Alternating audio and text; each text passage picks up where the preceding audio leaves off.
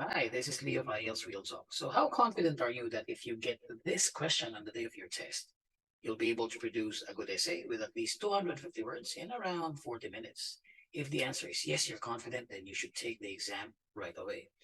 However, if you're like most people who think that they need a little bit more preparation, maybe a little bit more information regarding this topic, then please stay, pay attention, finish this video, and you can even ask questions in the comments later. So this is a recording of one of my classes in a learning center here somewhere here in my country. And it was a really fun and enjoyable class. I hope I can bring you the same knowledge and the same fun that we had. Enjoy the lesson. See you in a bit. Okay, viewers of IELTS Real Talk, let me read the question again.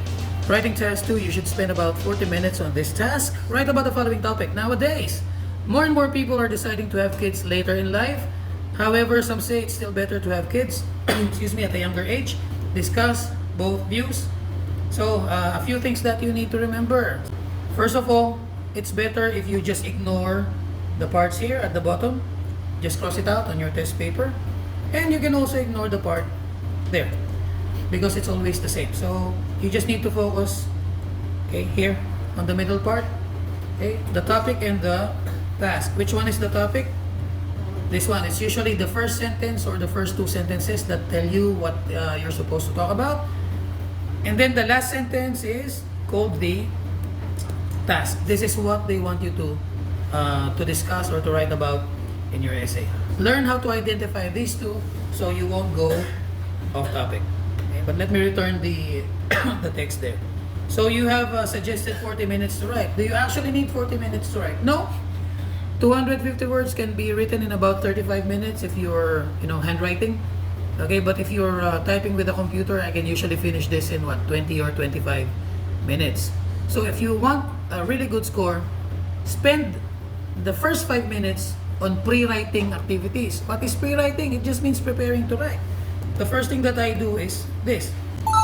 I prepare my vocabulary or whatever you want to call it. Some people call it words. You can just write vocab or just V on your scratch paper. Okay. By the way, you don't need to write the vocabulary on the answer sheet. You do this on your scratch paper. So just take a look at the question itself, the topic and the task, and then think of the words that you're gonna be repeating over and over again when you actually write the essay. So let me do that for you. The important words here. Easy words to replace.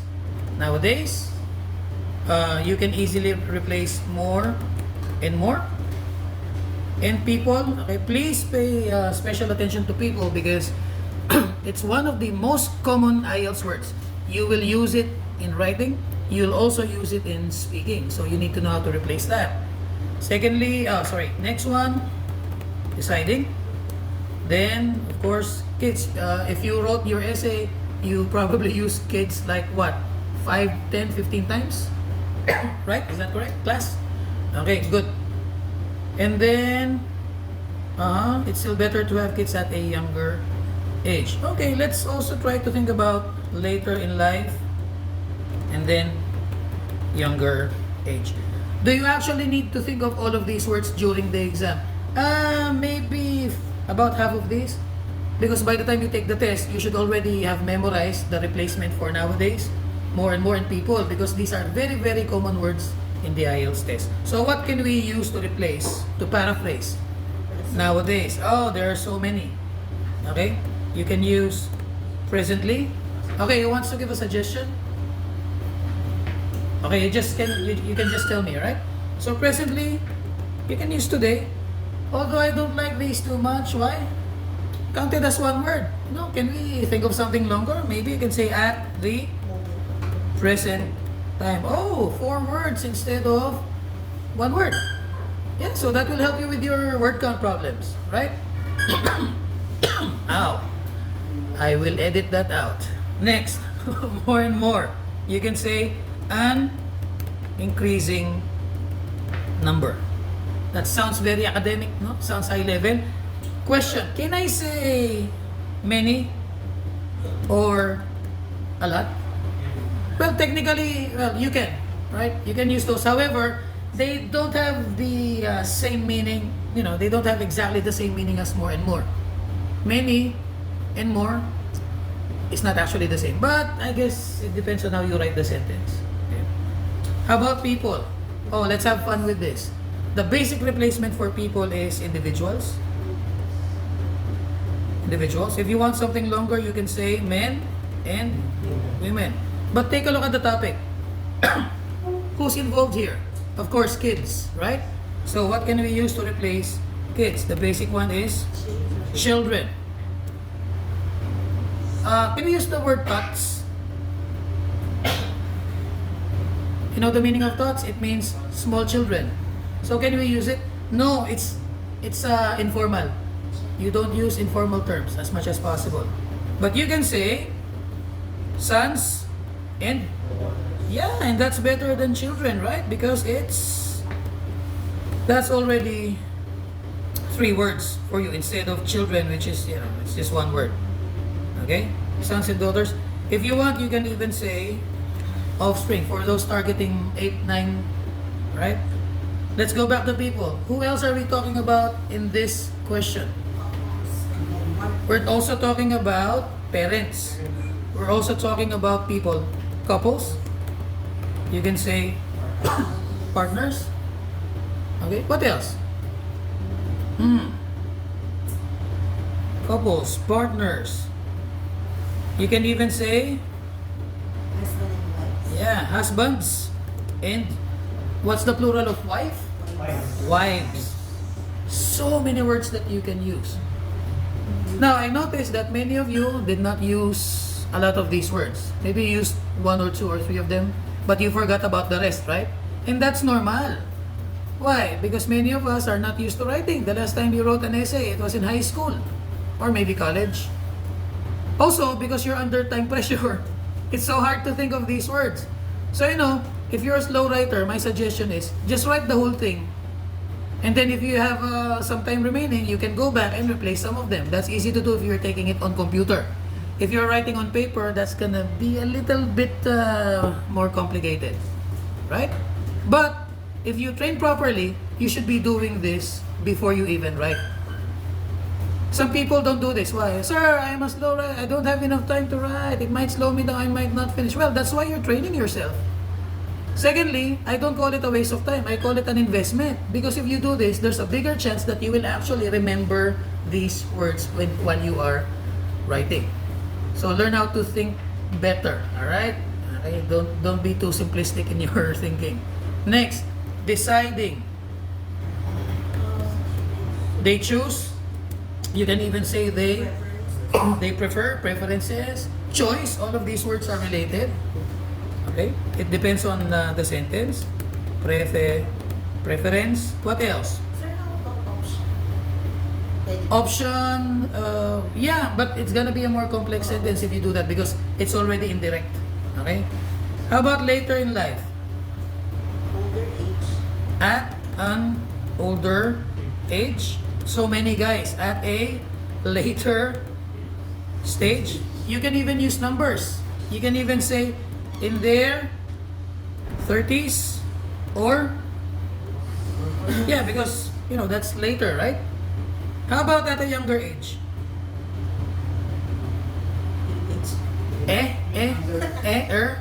Early. Thank you. What else? You can say when they are younger, in their 20s, right? Should we say in their teenage years? No, I don't think it's appropriate. What else? When they're younger, while they are young adults. You're actually a young adult until 35. So let's say that. When they are young adults. So later in life means when they are, is it midlife or older adulthood? When they are middle age. There you go. Wow, middle age. 2 words, high level. But if you don't spend time on it, you will not remember them. That's why it's an investment. Guys, take the first 5 minutes, use it to think. Okay? It's always better when you think. Not only in the IELTS, but about everything in life. Alright? So after preparing, okay, honestly, this is too much, right? I mean, how much time will it take you? Well, it took me like a few minutes because this is my job. I've been doing it for 18 years. However, how long will this take you? Maybe 10, 15 minutes, right? Maybe 10 or 15 minutes. So do you need to think of this many? No. If you can think of one, just one, alright? If you can think of just one paraphrase or synonym, it's actually enough to boost your score. So I think that's not too demanding, right? Can you think of one? Maybe even two, right? Can you think of 10? Oh, that's gonna be hard. Okay, one or two is okay. Right? After thinking of the vocab, what should you do next? You come up with your... Yes. Whatever you want to call it. You can call it outline, essay plan, whatever. Yes. To add on the kids, synonyms, would it be acceptable if we add on descendants? Oh, maybe not. You know, it's already highly specialized. And, you know, your grandkids are your descendants. Okay? Everybody will be who will be born after you and your related to your bloodline will be your descendants. So it's already you know, far from the meaning that we want. And you know what? Again, like what I told you earlier, it doesn't need to be very complicated because when they grade the vocabulary score, they don't take a look at the individual words, they take a look at the sentence. If you use very difficult words and your reader has a very difficult time understanding, they need to Google it or get a dictionary to understand, then your vocab is actually not good. You'll get 6 but not 7 or 8 or 9. Okay? So how do you get band 9 in vocab? It should be effortless for them to understand. Even if they see a word that's not familiar to them, they just need to read the sentence. If they just read the sentence and then they understand the word, then you're band 9. That's how good, you know, band 9s are. That's why it's very rare. Actually, it's rare to see a 7. Okay? 7s were probably good in English in the first place, to be honest. Okay. Real talk lang. So anyway, the essay plan, I suggest you use numbers. Alright? It's better if you use numbers. 1, of course, you need an intro. Okay? Do you need an opinion for this? No. Maybe you can, instead of an opinion statement, in my opinion, you can just write a preview. Okay, don't be afraid. It's not that complicated. A preview statement simply means you tell them what to expect. The easiest way to write it, you just say, in this essay, I will discuss both sides. Don't say both views because you don't want to, you know, just copy, right? Both sides of the story. Both situations. Okay? Both sides of the coin, if you want to say it that way. I'm gonna write that down. How about paragraph 2? What do we discuss there? Huh? Well, it says discuss both views. Where are the views? There, at the top of the page. What's the first view? More people are deciding. So let's call it, since I'm older, I'm gonna say side A because I grew up with cassette tapes.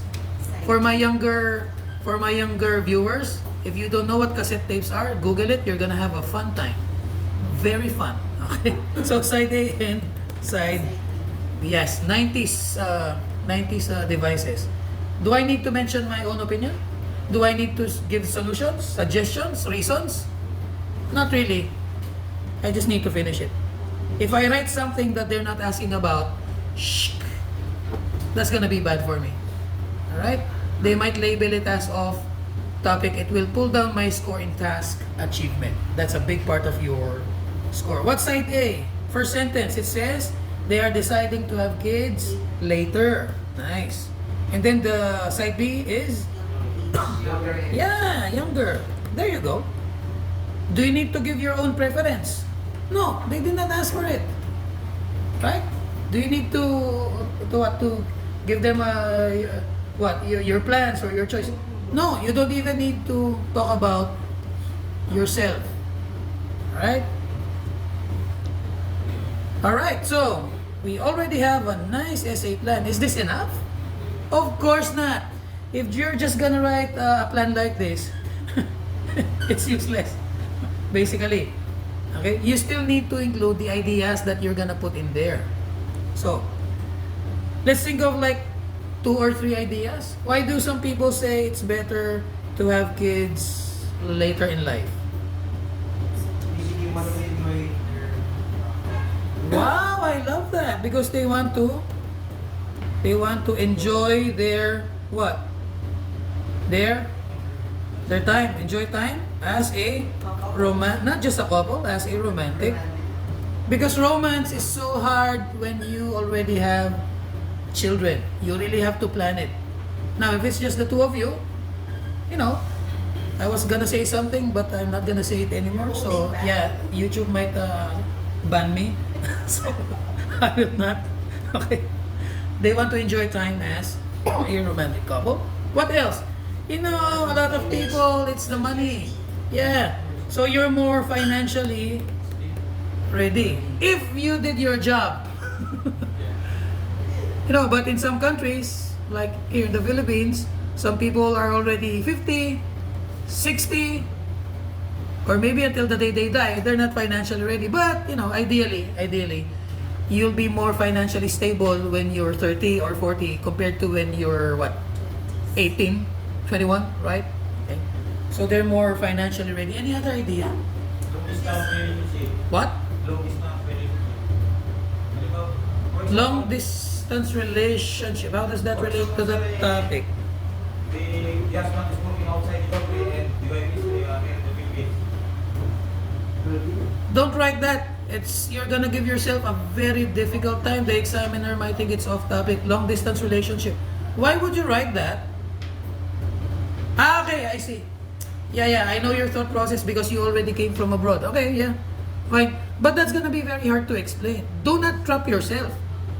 Sometimes you might have an idea, but you have to ask yourself, is it a good idea? Can I explain it? Can I write that in 250 words in 40 minutes? Okay, what he's trying to say is some couples decide to have children later because maybe one of them is working abroad. And it happens for a lot of Chinese people and Indian people, Pakistani people, and especially Filipino people. Okay? Yeah, I understand. But you know what? It's gonna be hard for me to explain because I don't have any experience of that. So I will not even try. I'm just gonna write about the things that I know. Sir, do I need to think of many ideas? No, if you have just 2 or 3 ideas, that's enough. Because one idea, like enjoy time as a romantic couple, that's not one sentence. That can be 2 or 3 sentences already. Okay? So no need to come up with 10 ideas. No. 2, 3. That's fine. In some cases, if you have one idea, that's already enough. I think I'll stick with this because this is what I know, right? Of course, for you guys, you don't need to limit yourselves to this. You can always write about the things that you know, right? Some people decide to have kids, you know, at the normal. Well, in the Philippines, it's normal to have kids early. Okay, but you know, in Western countries, for example, they'll check your test paper in the UK, right? For them, normal is like late 20s, 30s. In the Philippines, it's like 19, 20, 21. So be careful about, you know, your norms. Okay? Always think about the person checking your test paper, not yourself. You're not writing for yourself. You're writing for your examiner. Write things that they can easily understand. In short, you want to be good in IELTS? Don't be selfish. Don't think about yourself. Think about your audience. And this is what they teach in college classes. For those of you who didn't go to college, this is what they teach in Communication 101. Okay? Always think about your audience. Anyway, younger. Why? Next generation. Huh? Minimal generation. Wow! What a nice idea.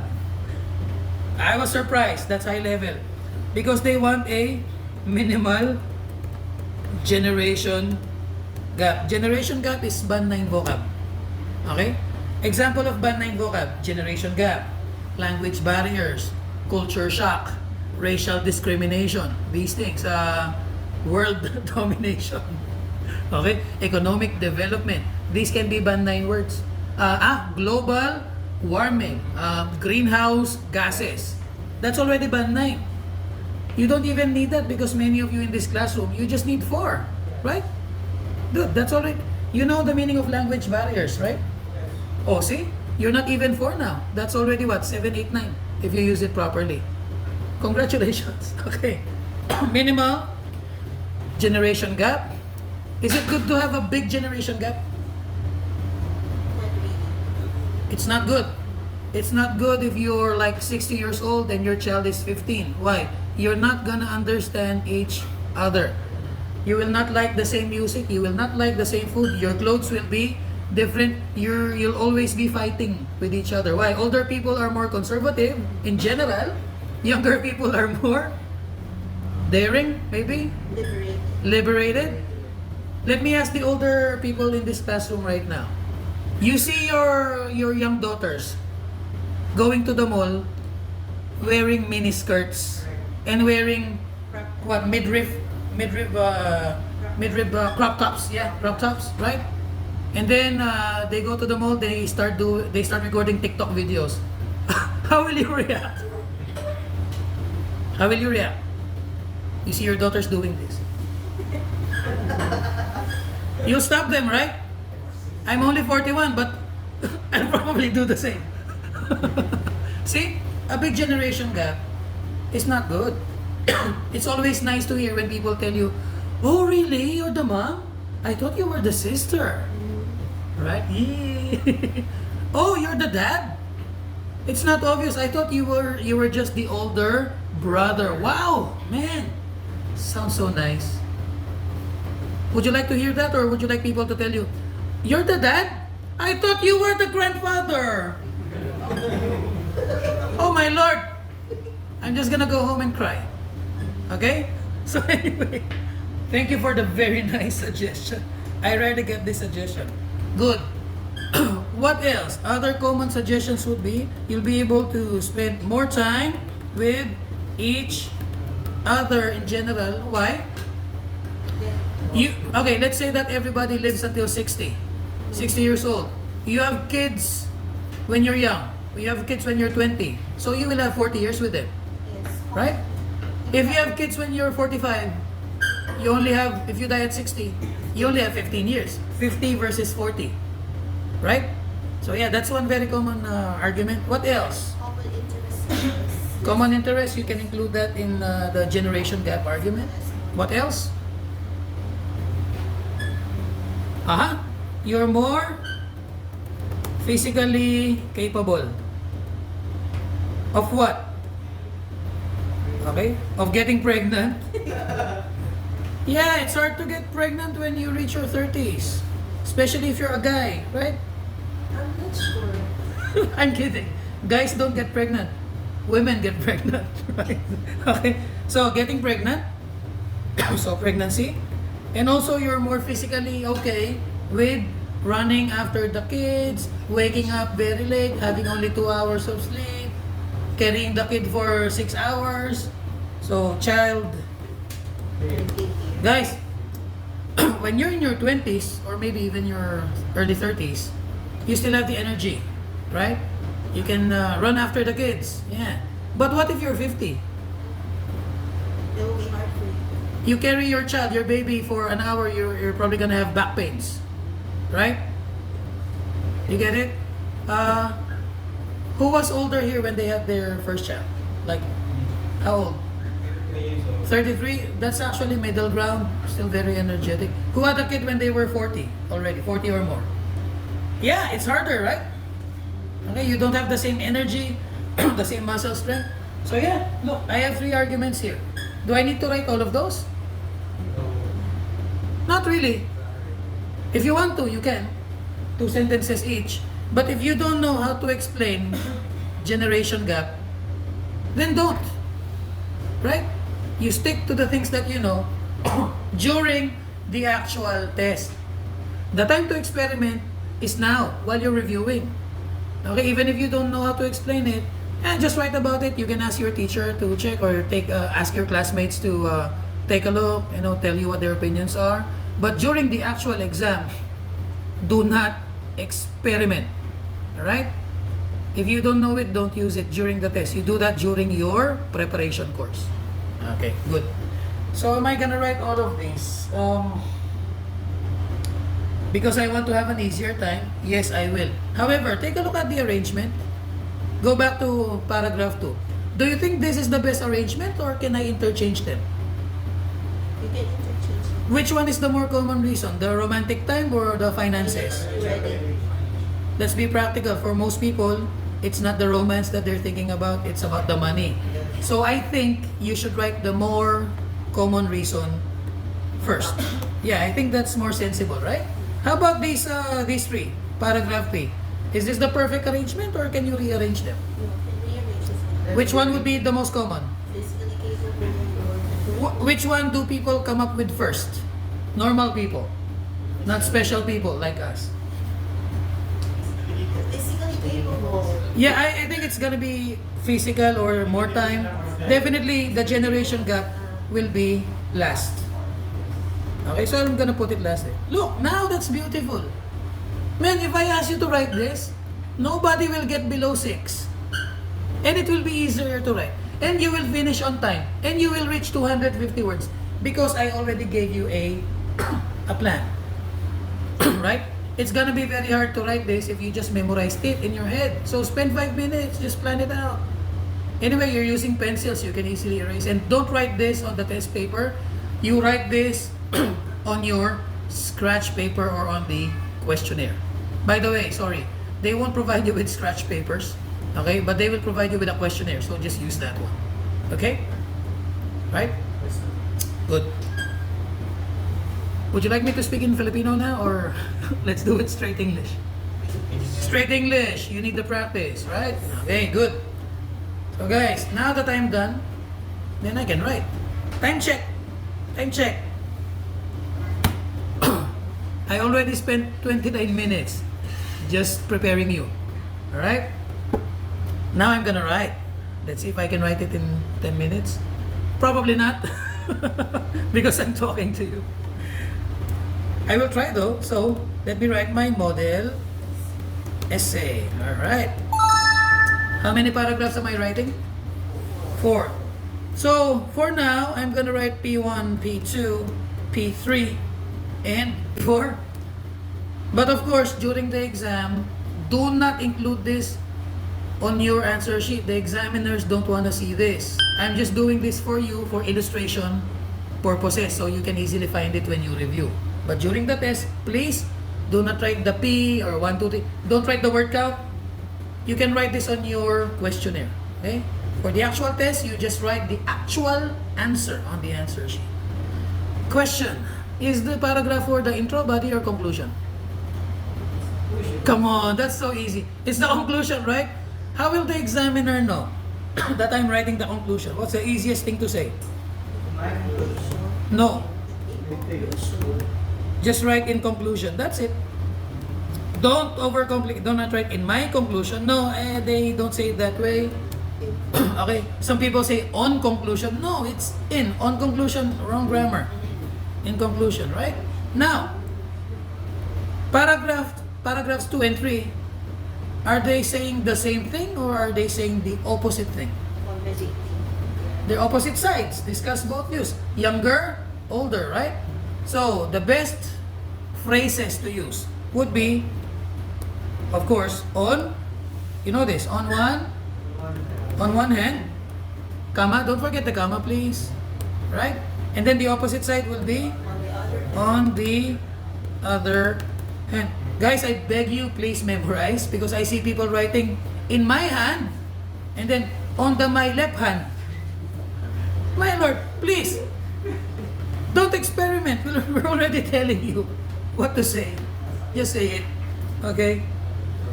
How about in paragraph 2? Do I say in my opinion or in this essay I will discuss? You don't need an opinion. Right? Because they're not asking. So we're gonna use, in this essay, I will discuss. By the way, viewers, if you have questions, just post them in the comments. If you want me to check your output, post it in the comments. I will check the first 3 outputs for free. No strings attached. But you need to post it in the comments. Don't send me a private message, alright? Show it in the comments. That's my gift for you for staying until the middle and listening to this video. So there, guys, I already prepared, right, the things that I want to say. I already have how many words?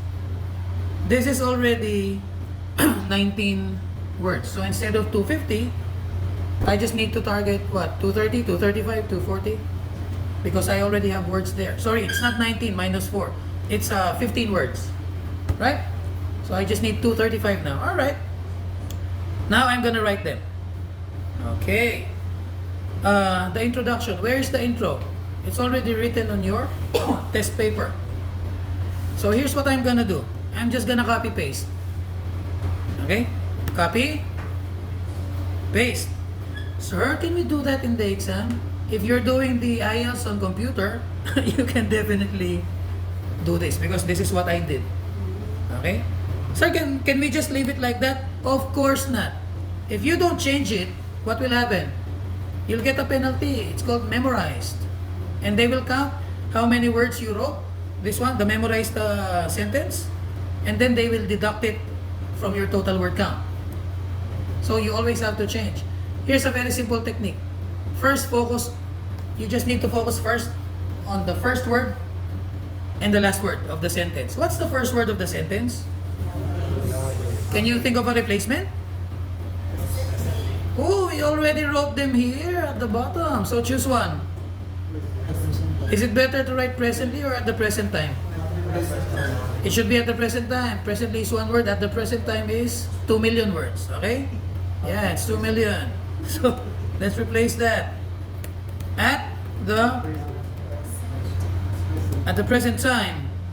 More and more people are deciding to have kids later in life. Can you please replace later in life? At an older age. Okay? However, some say that still better to have kids at a younger age. Can you replace younger age? At an early stage. We already wrote these here at the vocab, so it's easier. Just take a look at what you wrote. Okay? There you go. Can the examiner now say that it's still copied? Maybe if we change it a little bit more, maybe find a word there in the middle that you can easily change. So, help me out. What can we easily replace here? The kids, sir. Kids, excellent. Change it to Children. Basic, bro.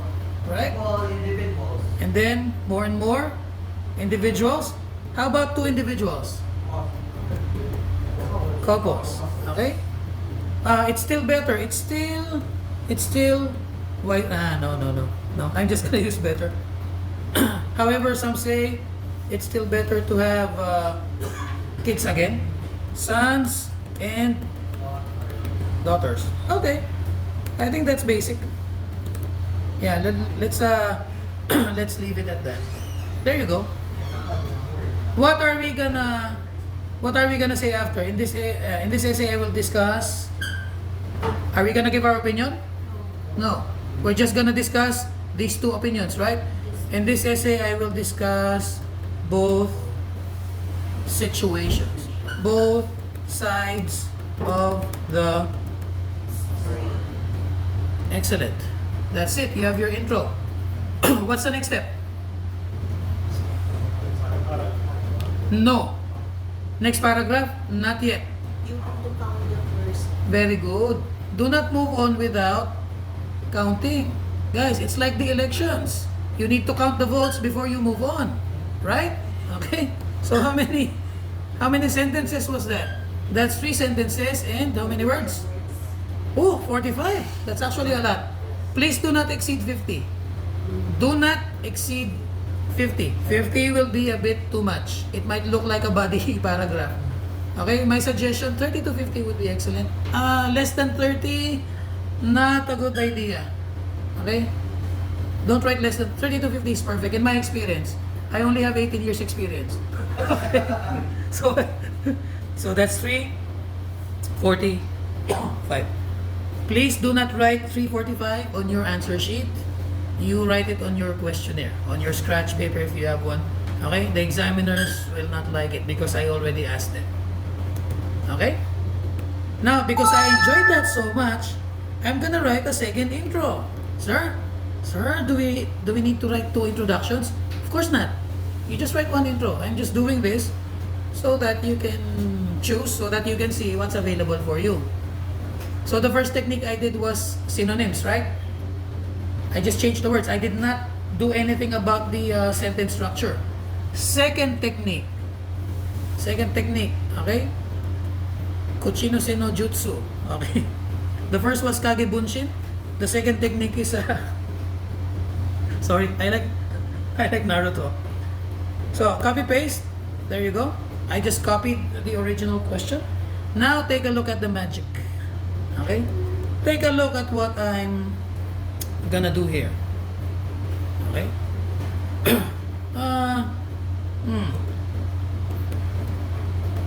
I'm gonna use the word normally. Okay? Yeah, what's normal? Older, younger? Normally, people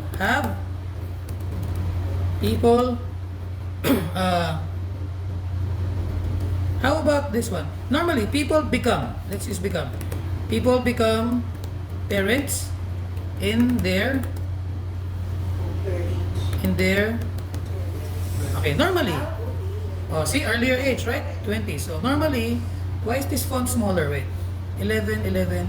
Oh, because this is 12. All right. Okay, sorry, I'm OC. Everything needs to be the same. So let me fix this. Okay, normally, people become parents in their 20s, but today, an increasing number of couples, what do? Childbearing age. Okay, are deciding to have kids later. When they are older. Okay, so there, I think I'm done there. So what did I do here? You reverse. I just reversed them, right? The original was older, younger. This one I did younger, older. Okay, you can also do that. You can do a combination of both. Change the words, change the structure. Do you need to do both? Not really. You just do one, it's okay. If you want to combine, then you might get 7, 8, or 9. Right? Because that's hard. Okay, my advice, since most of you, you're just targeting low score, 6.5, 6. And just choose one technique, get good at it, and then use it during the test. Am I finished with the second intro? Not yet. What's missing? You have to discuss both views. In this essay, I will... Can I say I will discuss both views? Not a good word to use. Okay? Not a good way to say it because you just copied the original, right? Need to change it. In this essay, I will discuss both situations. There you go. Okay. What's the next step? Counting. Do not forget, always count. This is a bit shorter. It's only 31. Does it mean it will get a lower score? No. Just because it's shorter doesn't mean it's a lower score because word count is just one thing that they're measuring. It's not everything. Word count is not everything, right? Would you like to see a higher level would you like to see a higher level introduction? Okay, since we have guests here. Okay, you don't need to do this, alright? You don't need to write at this level, 6.5. Okay, I just want to show you that it's possible. Okay, paragraph 1C. Okay? All over the globe, especially in so all over the globe, especially in Western nations, okay, an increasing number of couples, not number, an increasing number of couples, okay, are, do you know the meaning of foregoing? Foregoing. Okay, are foregoing. Okay, let's not use foregoing if it's too complex. Are delaying. Nice, right? All over the globe, especially in Western nations, an increasing number of couples are delaying parenthood. However, okay, many still prefer, okay, to get pregnant, maybe to have children, okay, at children in their 20s. Okay? This essay will explore, okay, the various reasons, okay, for both what? For both, yeah, situations is a pretty good academic word. There you go. This one would be higher. I'm not gonna say it's 9 because I'm not allowed to say that. I'm not an examiner. Okay, yet. Okay, but this is pretty good. I'm gonna say, what, 8.5 would be a safe grade. Okay, of course I still need to finish the essay. Okay, but just an estimate. Okay, from 18 years of teaching, that's probably at least an 8, probably an 8.5. This cannot be just a 6.5 or 6. Okay, because do you see any mistakes? Level of words, it's high. Do you see any grammatical error there? No? Any wrong punctuation marks? Can you understand it easily? Yeah, if you're educated, you can probably easily. It looks like something from a textbook, right? So yeah. Do you need to write like this? Not really. Not really. Depends on the score that you're targeting. That's only 36 words, but it will get a higher score compared to the first two. Okay. So that's 3 sentences in 36 words. There you go.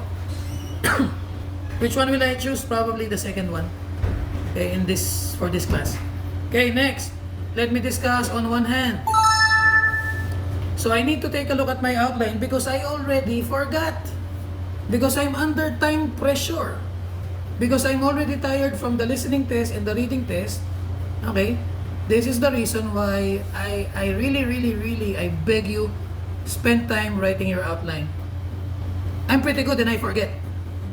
I still forget. I've been doing this for 18 years. Sometimes I still forget. So write it down. Right? So I don't have enough time. No, it's an investment of your time. Don't think it's a waste. If a person who got a high grade tells you that it worked for them, then it should work for you. Don't be contrarian. Okay? Oh, you know the word? Contrarian? Yeah. In Filipino, it's kontrabida. Okay? Don't be contrarian. So anyway, on one hand, what's this? Children later, money. Okay. So, on one hand, money, okay, is the most common reason for what? For delaying. What do they delay? For delaying pregnancy, for delaying parenthood, for delaying parenthood. Yeah, because you're only a parent when you have kids. You don't have kids, you're not a parent, right? Sir, I'm a fur parent. I have a dog. Obviously, that's off topic. It did not say animals in the, I have 4 dogs. I don't call myself a parent. Okay. For delaying parenthood. Is this enough? No, right? You need what? How many words for this paragraph? Yeah, 90 would be nice. 100, 110. Don't write 130, 140. That's gonna be too much. You won't finish. 90 is okay. So how many sentences is that? 5, no, 4 is too low. 5 to 6. 5 to 6. 4 is gonna be difficult. 100 words, 4 sentences, 25 words per sentence. That's hard. A good sentence would be like 15 to 20. So do the math, right? For delaying parenthood. So you gave your argument, now you have to explain. A lot of people don't reach 250 because they don't explain. Right? Explain it first. So let's talk about the money. Okay? They feel that they are not financially ready for the expenses that come from having a baby and so you have a baby, is that it? Then you just forget about them? And supporting them while they grow. That's a pretty good explanation, right? So now a lot of people will have nothing else to say. That's their limit. So I'm gonna show you a simple trick. Why don't you give examples? Why don't you make a list? A list of what, sir? A list of the expenses. Okay? So parents need to pay for hospital bills. Hospitalization is good, but I prefer hospital bills. Why? 2 words. Okay, so you give birth. Oh, before you give birth. Check-up. What kind of checkup? Prenatal. Thank you. Prenatal. Banine. If you use it properly. For prenatal checkups, you can even use the word OB-GYN, right? Obstetrician, blah, blah, blah, blah. Okay, prenatal checkups, hospital bills, clothes, infant, for... You notice I didn't say milk because milk is band 5. Infant formula is 7, 8, 9. Infant formula. That's it. Diapers. What else? Oh yeah, I forgot about that. Vaccines. Of course, you love your kids, so you're gonna give them toys, right? Okay. When I was a child, you just get a piece of wood. That's it. It's free. But now you go to Toy Kingdom. Kids are us. One toy, what? $40, $50. Oh my God. Average Filipino salary for one day, $10. And the toy is $40. That's 4 days salary for a lot of minimum wage earners here in this country. Right? So what else? Toys. What else did you buy for your babies, guys? Okay, yeah. Cribs, walkers, furniture, vitamins. Okay, man. But also the parents, they're buying tablets now for their kids. Oh yeah, tablets, cell phones, okay. Toys, medicines, what else? Vitamins. Oh, yeah. Okay. Education, and a whole lot more. Yay, I'm done with my first idea. Financially ready. Yes. Are we allowed to put etc.? Don't write that. That's bad writing. Etc. Okay. Instead of ending with the etc., you can just say hospital bills, clothes, and infant formula. You don't need to say etc. because you already said, for example. Okay. I don't know who started that. That's very informal. If you remember writing your thesis when you were in university, your professors did not allow you, right, to use etc. See? Yeah. And this is why college graduates get higher in the IELTS test, because you already know this. Okay. I'm just reviewing what you already know. Okay? What's my second argument? Enjoy time as a romantic couple. So how will the examiner know, or any other person, how will your reader know that you're moving on to the next idea? Simple. You can say, moving on. It doesn't sound very academic though. You can say, secondly. You can say, also, moreover. Moreover. Furthermore, high level. I'm gonna give you something that will help you with the word count. In addition to that. In addition to that. That's 4 words. You want secondly? Secondly is 1 word. In addition to that. Sir, can I say additionally? Sure. Sir, can I say in addition? Yeah. But why not write in addition to that? 4 words. In addition to that, okay? Enjoy time as a romantic couple. Okay? Other couples, other people, other individuals, other partners, other men and women just wanna have fun. It's a song. Is it a song? Yeah. Can you sing it for me? Madonna. Madonna, wow, you're so old. Sorry, younger viewers of this video. I have like 70-year-old people in this class, so They still know Madonna. I think younger people don't know Madonna. They know BTS, you know, and Taylor Swift, you know.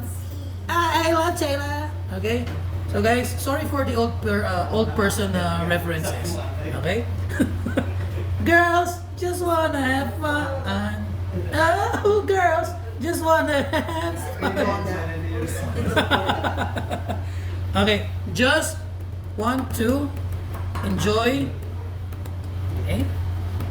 their time as a, there you go, as a romantic couple before being burdened by Responsible. by additional, by young mouths to, nice. Okay, young mouths to feed. That's figurative. It's not literal language, which will get a higher score in writing. Of course, figurative is better than literal. Am I done with this? No, it's only one sentence. Should be 2 sentences. Just explain. What do you mean? Having kids? Sir, why did you use kids? It's low level. No, it's not. And I already showed the examiner that I know other words in the intro and in, you know, the first part of the paragraph. So now I can start copying the words. Okay. Having kids is is very demanding, not only on money, not only financially, but also when it comes to time. Wow, I want to continue this. Okay. Personally, sir, can you say personally? Yeah, because it's at the end already. You cannot start your paragraph with the personal example. You always start with an explanation. The personal experience example, these are just optional. You don't even need to write them. You know what? I'm just gonna remove personally. Okay? It is common for new parents. What do new parents say? Oh, I didn't get enough sleep. I only slept for 2 hours. You remember your first baby? How many hours were you sleeping? Sir, 8 hours because my wife, she's very nice. Oh my God, you're an irresponsible husband. How many hours? 4? 4 hours. My God, 4. How about you? 2 hours? My God, wow. How about the rest of you? Sir, 10 hours. It is not uncommon for new parents to sleep for only 3 to 4 hours. Okay, for the first year of their first, in Filipino we say panganay, of their first child. Wow, I think I wrote too much. This is what happened when I took the computer-based test for the first time. I enjoyed myself. Anyway, let's see. This is 6 sentences and let's take a look at the word count. Oh, it's at the limit. It's 120 already. So I should have written like 5 only, right? Am I gonna erase? Well, of course not. I worked hard for this. Why would I erase? Right? Okay. 120 plus, let's choose the shortest intro. 120 plus 31? 151. Let's say 150. How many more to go? 100 words. Actually 99. So if I write something this long, like paragraph 2, I already have 120. Do you think I'm gonna write 6 sentences for the next paragraph? Why would I? Why would I give myself a hard time? I'm just gonna write 5. I'm just gonna target like 80. And then, you know, that's it. I'm done. So in my outline, I have like 3 ideas. Do you think I'm still gonna write all of those? No, because I'm gonna be writing too much. You see the advantage of counting? If you did not count, you would have followed this, diba? You might have written like 300 and or what? You might not finish your essay on time. This is why counting is important. So please don't be hard-headed. You count after each paragraph. It breaks my heart when people don't follow that, because IELTS is supposed to be okay, not easy, but should be manageable. Okay, I'm not saying it's easy. It's not. Which one would I write? I think I will not mention the generation gap because that's so hard to explain. Yeah, it's very difficult. I'm just gonna go with the easier, easier ones. Academics already. Yeah, it's academic already. So, more time with each other. On the other hand, there you go. I have 4 words already. So, 95. Just 95 to go, right? Okay. On the other hand, is the left. No. On the other hand, okay, having a child early means more, means what? Means having more time with them. Always no. If the person, okay. Oh, sorry. If the parent does not die. Early. Yeah. What if you die early? Right? In a normal lifetime. Okay. Let me write that. More time with them. Okay. Given a normal lifespan.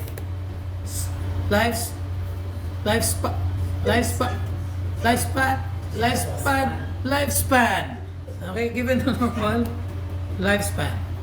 You know the meaning of lifespan? Yeah, the length of your life. You know this word, right? Yes. I did not invent it. Guys, that's band 7, 8, 9. So it's easier than you think. Just use the words you learned in college. Okay. Having more time with them given a normal lifespan. Is this finished? No, I need to explain that. I need to support it with at least one sentence. Okay? Oh.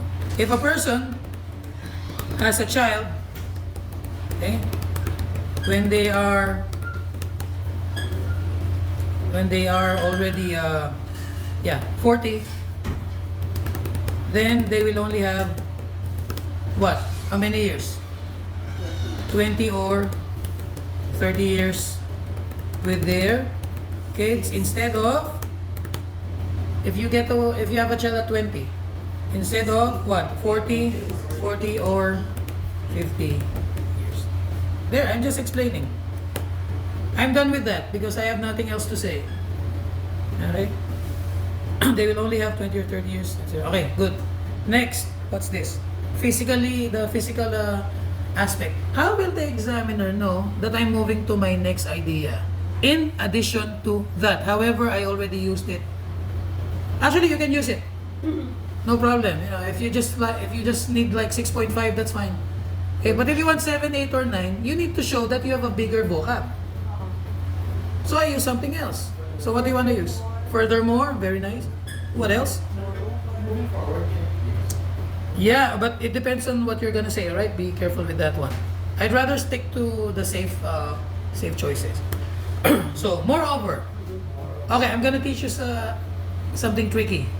Okay, you can actually say, no less important. That sounds hard, right? Then don't use it. If you can use it, go ahead. If you can, study it. If you cannot learn it, then don't use it. That's my advice. Right? Because actually, a lot of people think that passing the IELTS is learning English. No. For me, passing the IELTS is getting a good grade. Okay? I can learn English when I go there, to the UK or US. Okay. Yeah, there are techniques. It's not really English. It's test taking. Okay? A lot of teachers will get angry at me when they hear that. But you know what? I have 18 years experience. I've had thousands of students, so I think what I'm saying has some value. And I got 9 in my test, so there you go. So, no less important. Can I say last but not the least? I can actually say that, but it's better to use it when you have like 3 ideas. Okay? Okay, fine. Moreover, it's safe. Moreover, okay, it is easier, okay, to bear children. I haven't used that offspring.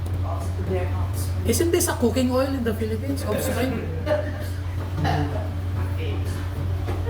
No, it's not. That's spring oil. Okay, sorry. Offspring.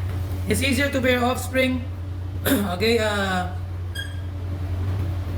okay, and yeah, take care of what? Of energetic of energetic young monsters. Okay? Okay? Young monsters during early adulthood. Okay, let's not call them monsters. Of energetic young lovelies. Okay, or let's call them my precious. Of energetic young preciouses. Okay, during early oh my god. Fine. Of energetic young kids during early adulthood. People in their 20s are stronger. Right? What else? Compare people in their 20s to people in their 50s. Lively. Stronger. They have more energy and can survive. Get by with less sleep. That's what I'm talking about. What else? I only have like 4 sentences. Let's count. I'm targeting like 70, 80, right? This is... Oh, it's 81. I would have wanted to write 5. Okay, because that's what I teach, 5 to 6. But since it's already 81, I'm fine with that. I was gonna write one more sentence, but nah. I'll let it go, Okay, 4, 81. Let's do the math. I had 251, right? Plus 81? 2? Yeah, 251 plus 81? 232. How many more words? 18, right?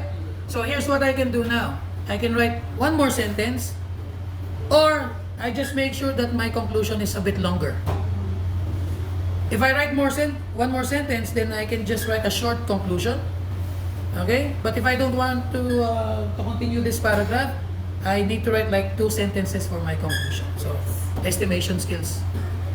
So what do? Let me write my conclusion first, and then I'll count, and then I'll adjust. Okay? So what did we do here? We discussed both views, right? I'm gonna give you something generic, so you won't have to think too much. You can use this for a lot of topics, no?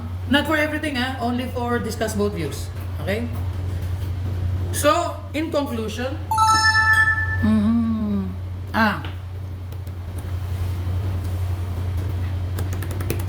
there are always 2 sides to a...